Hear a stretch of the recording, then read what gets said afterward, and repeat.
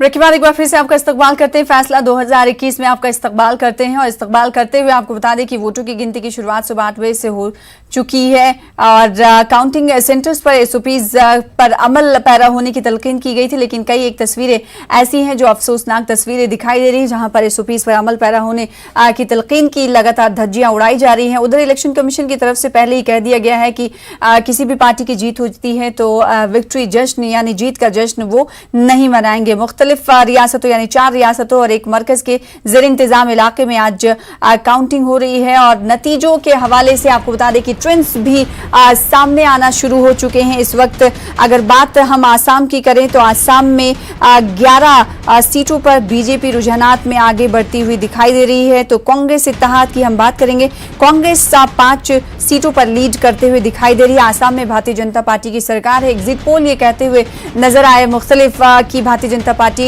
की वापसी हो सकती है। 2016 में आसाम में 10 साल का किला कांग्रेस का भारतीय जनता पार्टी ने ढहाया था।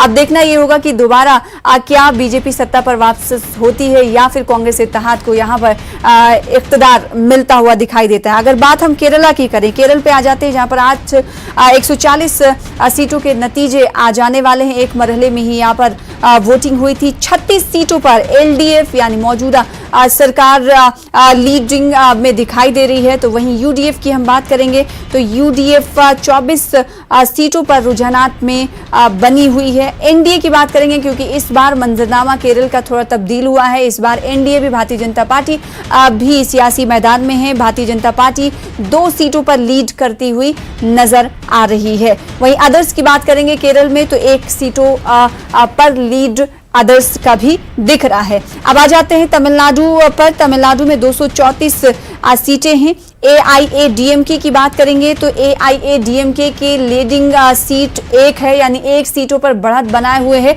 तो डीएमके के लिए राहत की खबर ये दिखाई दे रही है क्योंकि इस वहां पर सरकार केरल में एआईएडीएमके की है, लेकिन डीएमके की अगर हम बात करेंगे जो कि एमके स्टालिन की है पार्टी, वो 4 सीटों पर रुझानात में दिखाई दे रही है। डीएमके के लिए रुझानात, क्योंकि ये इब्तदाई रुझानात हैं तो इस पर ज्यादा गौर इसलिए गहराई से नहीं किया जा सकता क्योंकि सियासत में और रुझानात में बहुत तब्दीली और नतीजों में तब्दीली आती रहती है। रुझानात में तब्दीली आती रहती है वक्तन फवक्तन, फ्रैक्शन ऑफ सेकंड में रुझानात तब्दील होते हुए हमने देखा है कि माजी में भी दिखाई दी हैं। अगर बात मगरबी बंगाल की करें तो मगरबी बंगाल का चुनाव इस बार काफी दिलचस्प रहा। दिलचस्प इसलिए रहा क्योंकि भारतीय जनता पार्टी की पूरी फौज ने पूरी ताकत लगाई और इस चुनाव को दिलचस्प बना दिया। टीएमसी की तरफ से भारतीय जनता पार्टी के उस एग्रेशन की तोड़ करने की कोशिश की गई और कई मकामात पर हमने देखा कि तशद्दुद की खबरें भी मौसूल हुई, कई अमवात भी हुई पोलिंग जब हो रही थी। लिहाजा इस मर्तबा यानी नतीजों के दिन इलेक्शन कमीशन की तरफ से पूरी तैयारियां कर ली गई हैं कि इस तरह की खबरें कोई मौसूल ना हो और एसओपीज पर अमल किया जाए। ट्रेंड्स पर आते हैं तो टीएमसी 32 सीटों पर लीड करती हुई बढ़त बनाए हुए दिखाई दे रही है। तो भारतीय जनता पार्टी 35 सीटों पर बढ़त बनाता हुआ दिखाई दे रहा है और फिर से चेंज हो गया यहाँ पर ये आंकड़ा। 36 सीटों पर भारतीय जनता पार्टी रुझानात में आगे दिखाई दे रहा है। और अगर बात हम कांग्रेस प्लस लेफ्ट इत्तेहाद की करेंगे तो लेफ्ट इत्तेहाद का रुझानात में खाता भी अभी नहीं खुला है। हमारे साथ हमारे खास मेहमान भी जुड़े हुए हैं, सतीश साहब जो कि तज्जिया निगार हैं, उनसे हम लगातार बातचीत कर रहे हैं। सतीश साहब का एक बार फिर से रुख कर लेते हैं। सतीश जी, कुछ देर पहले जब बात हो रही थी तो आपने भारतीय जनता पार्टी के हवाले से और टीएमसी के हवाले से बात कही, लेकिन इन दोनों पार्टियों के अलावा एक और इत्तेहाद सामने है, कांग्रेस प्लस इत्तेहाद। उस इत्तेहाद को आप इन दोनों पार्टियों के बीच कहाँ देखते हैं? देखिए, अत्यंत ही दुर्भाग्यपूर्ण है समय जी कि ये कांग्रेस पार्टी की स्थिति अत्यंत हाशिए पर है और सारे एग्जिट पोल में भी ये कहा गया था कि कांग्रेस पार्टी शायद खाता भी ना खोल पाए, जो उसका अलायंस लेफ्ट पार्टी के साथ है, 1 सीट दिखाया। तो वो बातें सच होती हुई दिखाई दे रही क्योंकि एक मजबूत पार्टी जो पिछले इलेक्शन में 2011 और 2014 में लेफ्ट पार्टी से ज्यादा सीटें हासिल करने के बाद अचानक 5 वर्षों में इतने नीचे गिर गई, तो कहीं ना कहीं उसके पार्टी के स्ट्रक्चर पर एक सवालिया निशान खड़ा करता है, उसके नेतृत्व पर सवालिया निशान खड़ा करता है और कांग्रेस पार्टी के अस्तित्व पर यह प्रश्न चिन्ह लगाता है कि क्या वो पार्टी जिन जिन राज्यों में सत्ता में रही या सत्ता में नहीं रहने के बावजूद रनर अप रही, वहां से भी वो खिसक कर वो हाशिए पर चलती जा रही है। तो ये उसके अस्तित्व का प्रश्न सामने दिखाई दे रहा है। ये अलग बात है कि तमिलनाडु में या अन्य जगहों पर एक मार्जिनल अलायंस पार्टनर के रूप में कांग्रेस पार्टी का अस्तित्व वहां पर डीएमके के साथ हो, और केरला में भी आप देख ही रही है, केरला में भी एलडीएफ की बढ़त लगातार जारी है और इस बात की पूरी गुंजाइश है कि एलडीएफ सत्ता में पुनर्वापसी करेगी।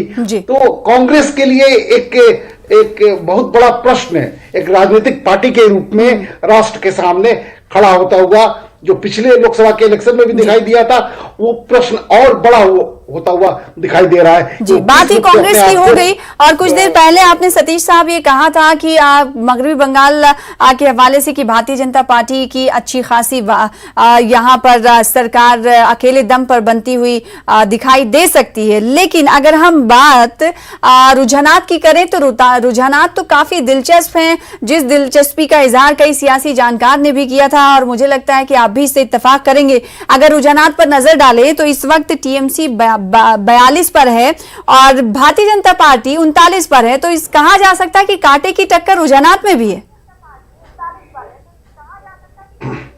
बिल्कुल नहीं, कांटे की टक्कर की बात तो शुरू से ही देखिए, जिस तरीके से ममता बनर्जी ने अपने क्षेत्रों में विशेषकर मुस्लिम बहुल इलाकों में जिस तरीके से उन्होंने काम किया, या उनके प्रशंसक हैं या उनके वोटर हैं, वो उनका मजबूत गढ़ है। और ये सभी मानते हैं कि तकरीबन 125 से 130 ऐसे जगह है जहां पर एक पर्टिकुलर कम्युनिटी के फायदे से उनको वो बढ़त मिल सकती है। तो वो रुझान में भी वो दिखाई दे रहा है, लेकिन हो सकता है कि बाद में चलकर वो चीजें कांटे के टक्कर होने के बावजूद एक बड़ी पार्टी के रूप में, एक सबसे बड़ी पार्टी के रूप में भारतीय जनता पार्टी स्थापित हो। जी, तो सतीश चंद्र साहब का ये कहना है कि मगरबी बंगाल में कांटे की टक्कर होने के बावजूद भी भारतीय जनता पार्टी को अच्छा खासा मिलता हुआ नतीजा दिखाई देगा, बड़ी पार्टी बनकर उभरेगी। हमारे साथ सतीश साहब बने रहे, हमारी नुमाइंदा शबाना एजाज जुड़ चुकी है। शबाना एजाज, आपके पास आएंगे, हमारे साथ जुड़ी रहे। लेकिन मगरबी बंगाल की बात हो गई, अगर असम की हम बात कर ले सतीश साहब, तो असम में भी जो टकराव है वो काफी अहमियत का हामिल है।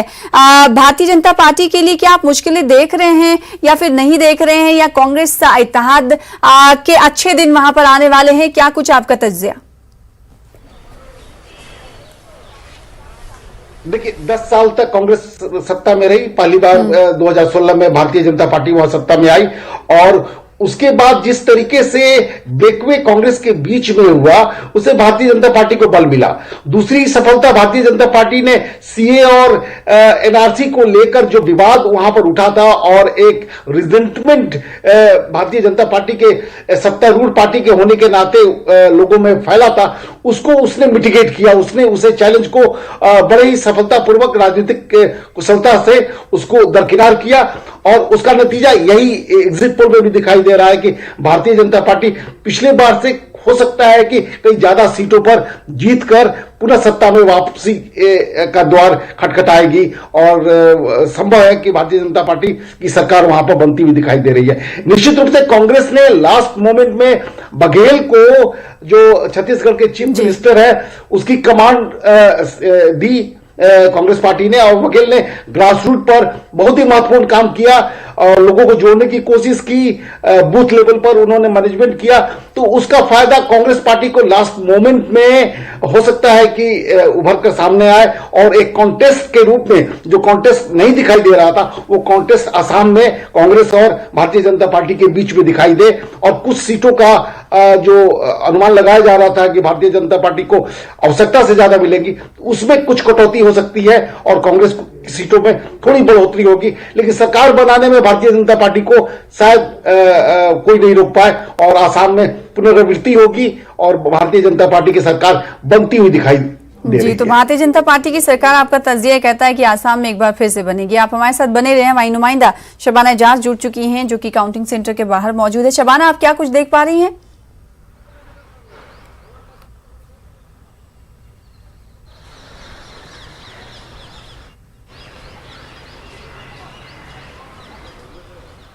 शबाना, आप मेरी आवाज सुन पा रही हैं? हमारी नुमाइंदा मगरबी बंगाल से जुड़ रही हैं और वो काउंटिंग सेंटर के बाहर मौजूद हैं। उनसे हम जानने की कोशिश करेंगे कि इस वक्त वो वहां पर क्या कुछ देख पा रही है, क्योंकि 8 बजे से काउंटिंग की शुरुआत हो चुकी है। वोटों की गिनती की शुरुआत हो चुकी है। 4 रियासतों और एक मरकज के जेर इंतजाम इलाके में वोटों की गिनती की शुरुआत हो चुकी है। कई एक मराकज हैं जहां पर काउंटिंग मराकज हैं, जहां पर वोटों की गिनती की शुरुआत के हवाले से कहा जा रहा है कि थोड़ी ताखीर हो सकती है। लेकिन इस वक्त जिस मौजूदा मरकज पर हमारी नुमाइंदा शबाना एजाज मौजूद है, वहां क्या कुछ वो देख पा रही है, हम जानने की कोशिश करेंगे, ग्राउंड रिपोर्ट लेने की कोशिश करेंगे। शबाना, आप मेरी आवाज सुन पा रही हो तो बताइएगा, आप इस वक्त जहां पर मौजूद हैं वहां क्या कुछ देख पा रही हैं और काउंटिंग सेंटर्स के हवाले से आपको क्या कुछ जानकारियां मिल पा रही हैं? क्या कई ऐसे मरकज हैं जहां से ये तफसीलात मिल पा रही है कि वहां पर अभी काउंटिंग शुरू नहीं हुई?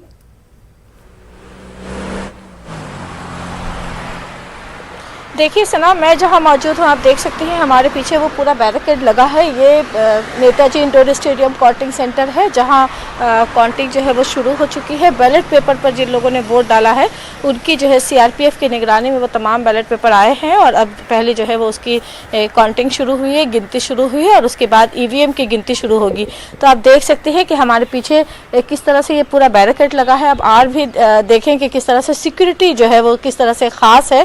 बंगाल में खासकर ममता बनर्जी ने जिस तरह से कोरोना महामारी चल रही थी, ममता बनर्जी ने तमाम शॉपिंग मॉल्स, ब्यूटी पार्लर, बाजार जो है वो बंद करने का जो है आदेश दिया था और उसके बाद से ही आप कह सकते हैं कि मिनी लॉकडाउन जैसा माहौल है कोलकाता में।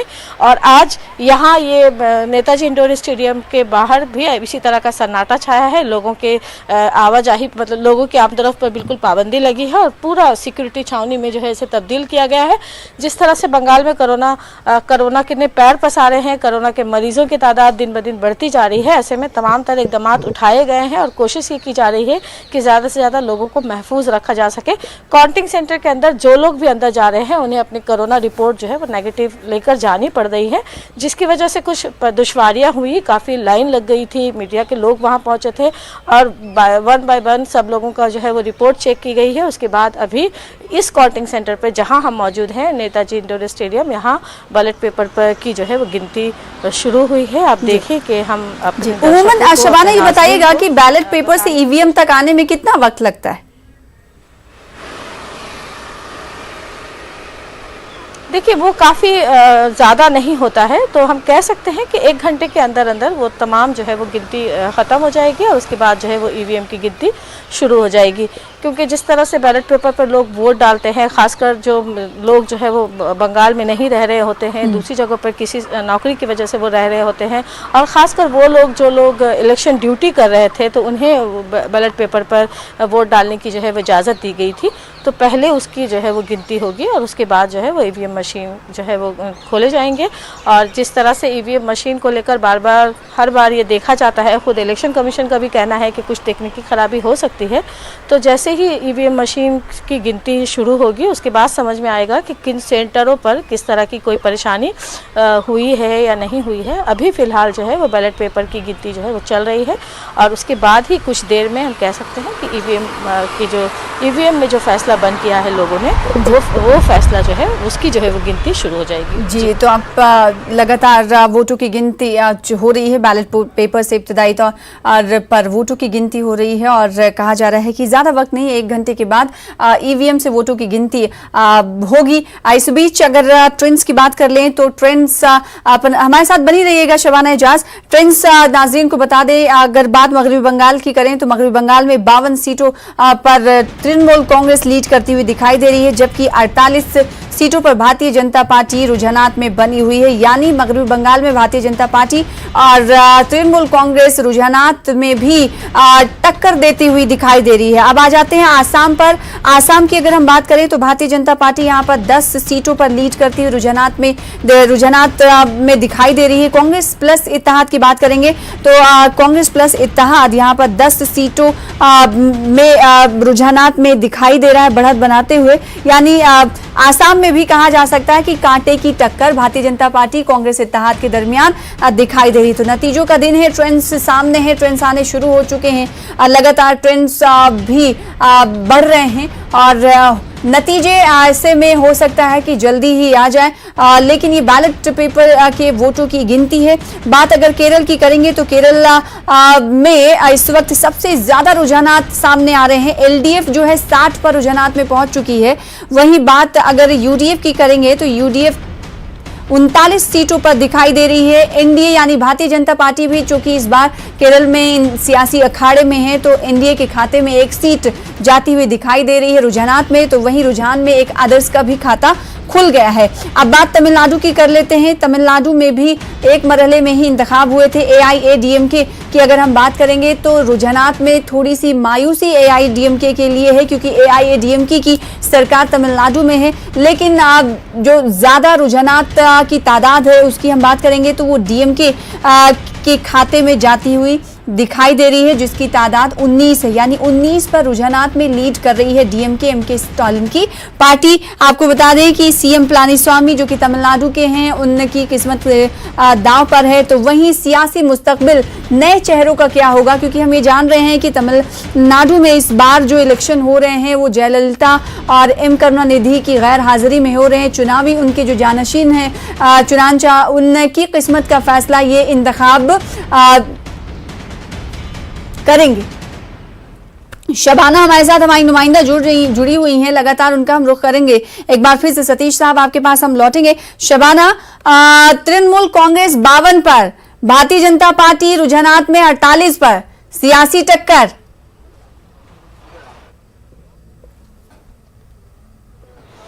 बिल्कुल देखें कि ये हालांकि ये पहला रुझान है और हम इसे नतीजा नहीं मान सकते। अभी जैसे जैसे वक्त गुजरेगा थोड़ा और वक्त का इंतज़ार कीजिए, उसके बाद जो है वो तस्वीर साफ होगी। लेकिन जो वोटों की गिनती शुरू हुई है उसमें इस तरह के जो है वो नतीजे जो ओवरऑल जो है वो सामने आ रहे हैं। लेकिन ये बात तो तय है कि कांटे की टक्कर है। आप जिस तरह से आप देखें कि बीजेपी ने पूरी ताकत लगाई है, तमाम बड़े चेहरों को बीजेपी की ओर से, चाहे वो केंद्र के तमाम बड़े वजीर हों या फिर दीगर रियासतों के जो चीफ मिनिस्टर थे वो भी बंगाल आए थे और बार बार प्रचार कर रहे थे। तो तमाम बीजेपी ने तमाम बड़े चेहरों को बंगाल लाया था और खुद बंगाल की जो मकामी लीडरान है, चाहे वो मिथुन चक्रवर्ती हो, शुभेंदु अधिकारी हो, जो दिग्गज लीडरान हैं, उनको साथ लेकर जो है वो बंगाल की सियासत में कदम जमाने की कोशिश की है। तो पूरी ताकत लगाई है। वहीं ममता बनर्जी को भी आप देख सकते हैं कि जिस तरह से पैर में चोट लगने के बाद भी ममता बनर्जी टिकी रही, डटी रही और लगातार इलेक्शन प्रचार करती रही। तो ममता बनर्जी ने भी सियासी जमीन नहीं छोड़ी है। तो ऐसे में सबसे बड़ा सवाल ये है कि आप देखें कि जिस तरह से यहाँ पर वोटों की गिनती के लिए आप देखें कि इस यहाँ पे किस तरह से यहाँ पे जो है वो जी इंतजाम किए गए हैं, किस तरह से यहाँ पर लोगों की एक एहलकार है यहाँ पर। तो काफ़ी बड़ी चुनौती है जो बीजेपी और टीएमसी और खुद लेफ्ट कांग्रेस की अगर हम बात करें, हालांकि उनके पास कोई बड़े चेहरे नहीं थे, लेकिन उसके बावजूद लेफ्ट कांग्रेस ने भी अपने तौर पर कोशिश की है। हालांकि लेफ्ट बीजेपी और टीएमसी के जो स्टार प्रचारक के दरमियान लेफ्ट के तरफ से कोई इस तरह का चेहरा जो है लेफ्ट कांग्रेस और आईएसएफ की तरफ से इस तरह का मजबूत चेहरा नहीं था, लेकिन इसके बावजूद तमाम सियासी जमातों ने अपने अपने तौर पर कोशिश की है और यही कोशिश जो है वो कितनी रंग लाई है वो आज के नतीजे के बाद ही सामने आएगा। जी, और नंदीग्राम के हवाले से इस वक्त बहुत अहम अपडेट मिल पा रही है जो हम नाज़रीन को फराहम कर दें, क्योंकि नंदीग्राम हॉट सीट है और ये जब से ही हॉट इलाका बना रहा, जब मगरबी बंगाल की वजीर आला ममता बनर्जी से यहां से ओपन चैलेंज दिया शुभेंदु अधिकारी को, भारतीय जनता पार्टी को, कि वो अपनी भवानीपुर सीट छोड़कर नंदीग्राम से इंतखाब लड़ेंगी। तो नंदीग्राम से भारतीय जनता पार्टी के उम्मीदवार शुभेंदु अधिकारी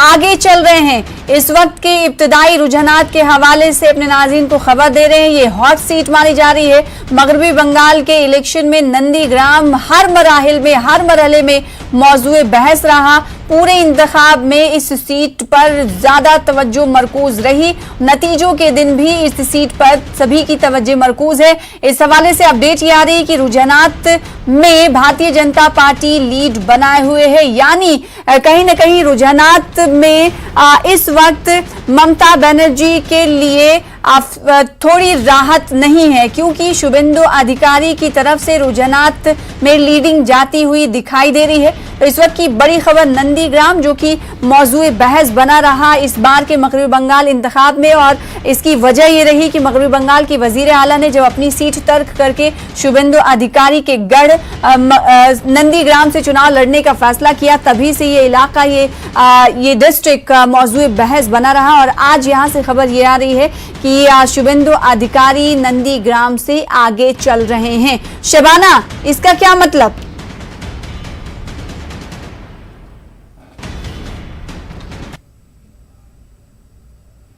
शबाना, हमारे साथ सतीश साहब जुड़े हुए हैं।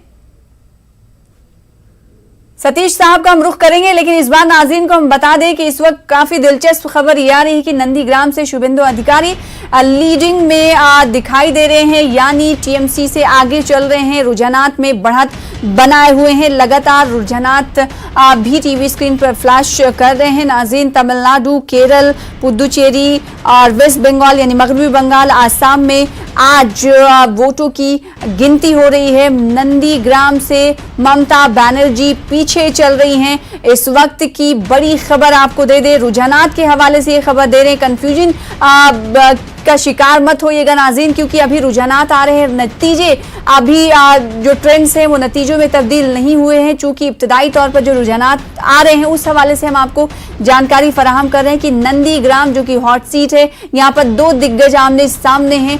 वकार का मसला मगरबी बंगाल की वजीर आला ममता बनर्जी के लिए सीट बना हुआ है, तो सियासी कहीं ना कहीं झटका इसे माना जा सकता है इब्तदाई तौर पर, क्योंकि रुझानात में भारतीय जनता पार्टी के उम्मीदवार नंदीग्राम से शुभेंदु अधिकारी आगे दिखाई दे रहे हैं, जबकि ममता बनर्जी पीछे दिखाई दे रही हैं रुझानात में। ये बात नंदीग्राम की है।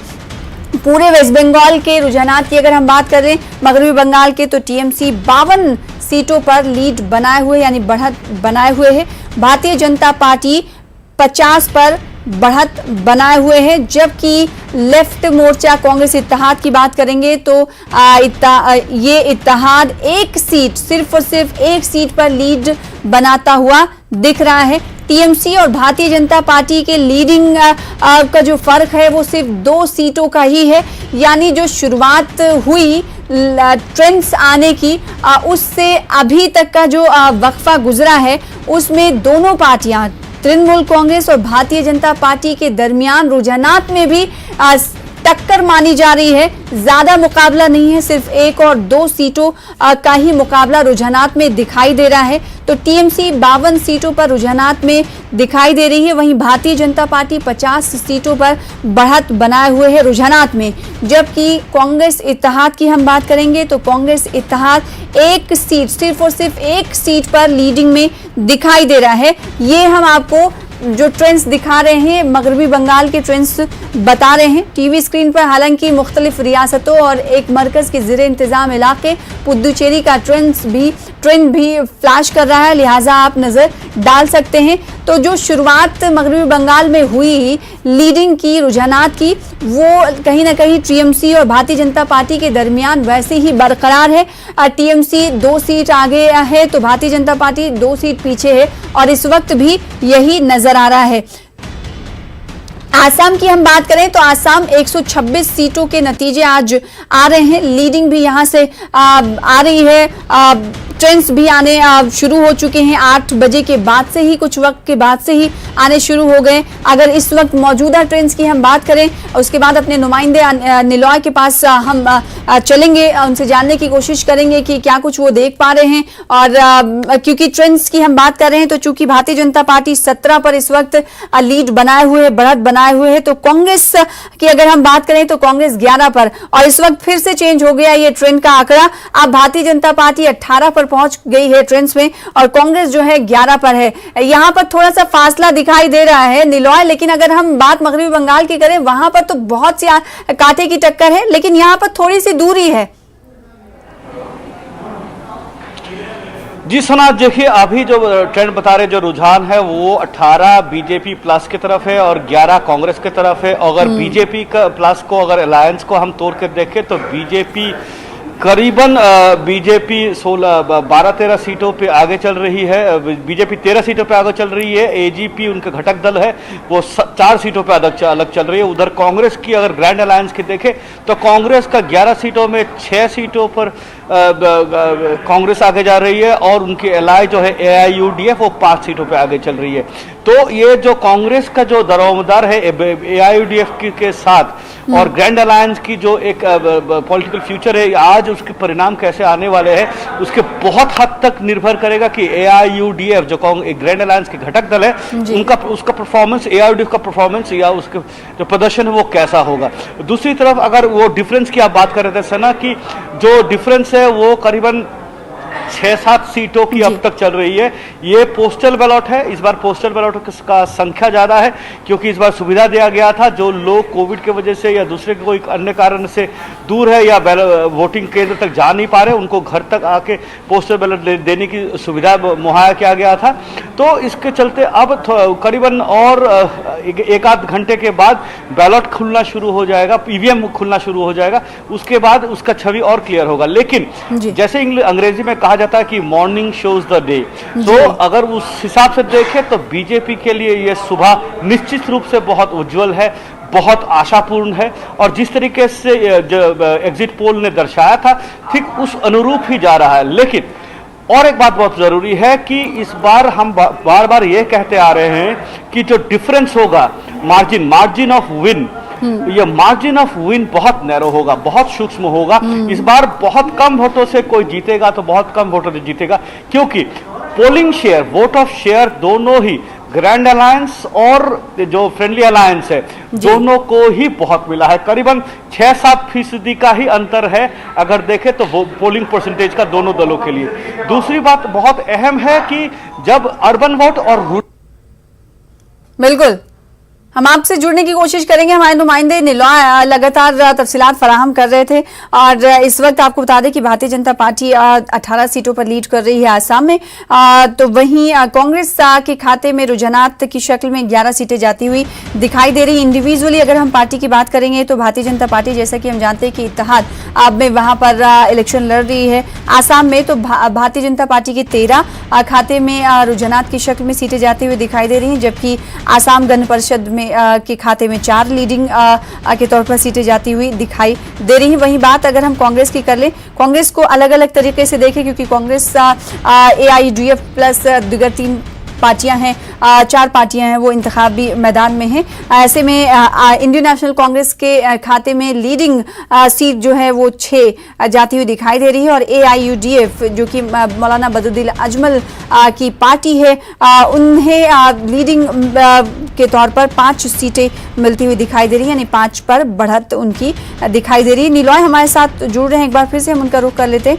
निलॉय, कुछ देर पहले आपसे जब बात हुई थी तो आपने कहा था कि हो सकता है कि आसाम के कई काउंटिंग मराकज में पर वोटों की गिनती ताखीर से शुरू हो। क्या इस हवाले से कोई जानकारी मिल पा रही है कि कई ऐसे मराकज हैं आसाम में जहां पर वोटों की गिनती अभी तक शुरू नहीं हो पाई?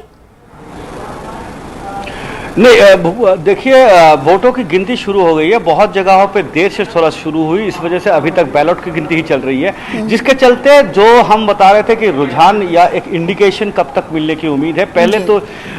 पहले चुनावों में ये रुझान हमको करीबन 10-12-1 बजे तक साफ नजर आ जा रहा था, इस बार थोड़ा देर होगा इसमें।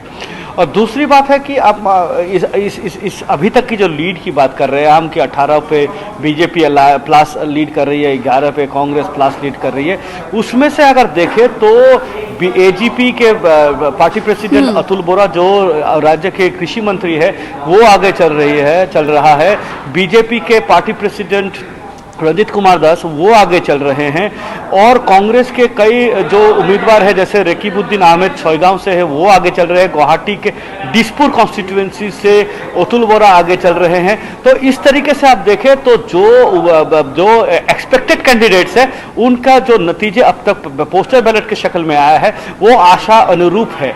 जैसे अगर मानकछार की बात करें तो एआईयूडीएफ की जनरल सेक्रेटरी अमीनुल इस्लाम जो इस बार वहां से चुनाव लड़ रही है तो वहां से वो आगे चल रहे हैं। तो अब तक कोई ऐसे कोई मेजर पोस्टर बैलेट में ये नजर नहीं आ रहा है कि मेजर अपसेट की कोई गुंजाइश अब तक नजर आ रहा है। लेकिन हाँ, एक चीज बहुत जरूरी है, मैं जो पहले कह रहा था कि जो बराक घाटी है वहां पे 15 सीट है और जहां पे बोडो एरिया है वहां पे 12 सीटें हैं। तो बराक घाटी के जो परफॉर्मेंस है वो बीजेपी किया और जो बोडोलैंड एरिया में 12 सीट है वहां पे यूपीपीएल जो ये बीजेपी प्लस में जो शामिल है उनके परफॉर्मेंस के ऊपर बहुत निर्भर करेगा कि इस बार कितने आसानी से बीजेपी सरकार बना सकती है। क्योंकि कांग्रेस का ये कहना है या ग्रैंड अलायंस का ये कहना है कि जो तीसरे चरण में मतदान हुआ है वहां पे 40 सीटें हैं, वहां पे जो निचली सम के इलाके हैं जहां पे रिलीजियस डिवाइड की एक गुंजाइश है, क्योंकि बीजेपी लगातार कह रहा था कि ये चुनाव जो यहाँ की कल्चरल आइडेंटिटी है उसको बचाने के लिए ये चुनाव है। यहाँ और ये कह रहे थे, साथ में बीजेपी ये भी कह रहा था कि इस चुनाव में जो बांग्लादेशी जो संख्या लघु मूल के लोग हैं वहां पे यहाँ पे आके बसे हुए हैं उनके वोट इस बार बीजेपी को नहीं चाहिए। तो ये क्लियर डिवाइड है और एआईयूडीएफ उन्हीं की हिमायती एक राजनीतिक दल है। हालांकि एआईयूडीएफ अपने आप को सेकुलर बताता है लेकिन एआईयूडीएफ के जो मेजर वोट बैंक है वो माइनॉरिटी। बिल्कुल, तो जाहिर सी बात है ये तमाम सियासी पार्टियों के अपने अपने दावे हैं और जो ट्रेंड्स हैं वो ट्रेंड्स आने शुरू हो चुके हैं। ट्रेंड्स नतीजों में कब तक पहुंचेंगे इस हवाले से हम आपको पल पल की अपडेट देते रहेंगे। अब निलॉय आपका भी रुख करेंगे। बेहद शुक्रिया हमारे साथ जुड़ने के लिए और बातचीत करने के लिए। फिलहाल इसी के साथ रुक जाते छोटे से ब्रेक के लिए।